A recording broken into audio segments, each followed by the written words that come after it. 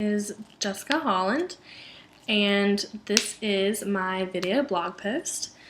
So I interviewed my supervisor from last year, but that's because she just had such an impact on my life, and she's a fantastic example of an executive director. So I definitely just wanted to share a little bit about her story. So the organization was Annie Penn. They're part of Cone Health. It's a hospital in Reidsville, North Carolina, Rockingham County. And they're an amazing hospital. I could talk about them all day long. I have worked with them for 4 years. 4 years. So obviously they're doing something right that keeps me coming back. So she was definitely the best supervisor I've ever had, and that's why I chose her for this interview. So the 4 questions, the first one was, what inspires them about the work that they do within the community?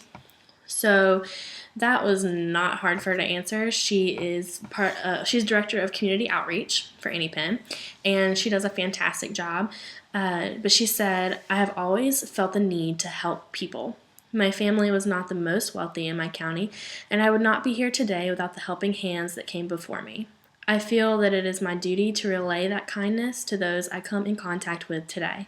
It gives me great joy to see the smiling faces of the people that I can have an impact on throughout my life. She's just so humble, and I think that's why I just look up to her so much.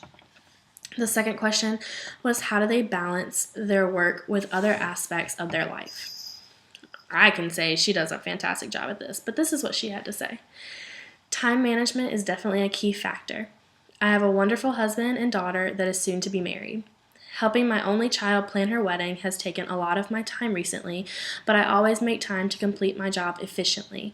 Sometimes it becomes difficult to balance my crazy schedule, but I find comfort in the smiling faces that are produced from my hard work.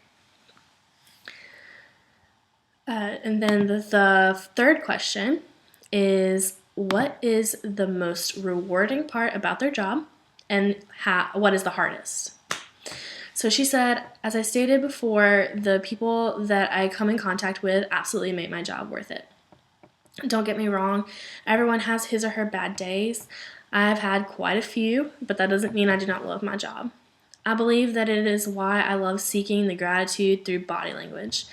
I do not need anyone to tell me thank you for what I have offered him or her. Just to see them truly happy in that moment is all I need to do my job.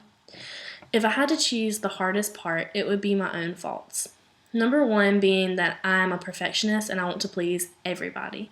That is the hardest thing to do, and everyone knows it. There are so many types of people, and they all want different things.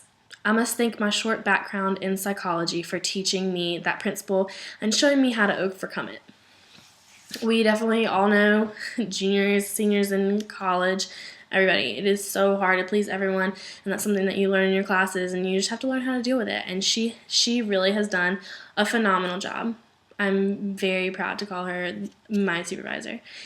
The last question was, what jobs, degrees, and life experiences best prepare them to become a leader in their field?